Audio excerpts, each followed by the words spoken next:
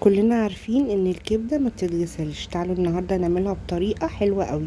هنتبلها بنص كوبايه ميه بصل، وربع كوبايه خل، ومعلقتين ليمون، عليهم معلقه دبس رمان، ومعايا ملح وفلفل اسمر وشطه وكمون وكزبره وتوم باودر. وهنقلب كويس ونسيبهم على الاقل ساعتين يتبلوا. معايا بقى رده عليهم معلقتين كبار دقيق، ونحط فيهم الكبده.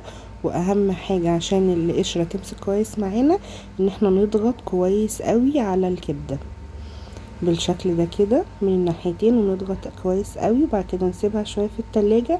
بعد كده بقى زيت سخن على نار عالية، واول ما تحطي الكبدة تهدي النار شوية عشان ما تتلسعش او تتحرق معاكي وتبقى نية.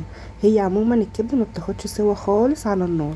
دقيقتين هنا على الوش ده ودقيقتين على الوش ده، وطلعيها وكليها.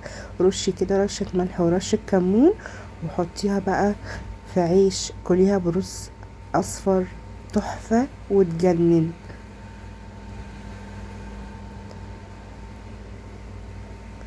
شايفين طراوة الكبدة عاملة ازاي؟ اهم حاجة تقطعيها تقطيع تكون رفيعة مش تخينة. انا حطيتها كده في نص رغيف عيش، وعصرت عليها عصرة ليمون. بجد تحفة، جربيها هتعجبك قوي.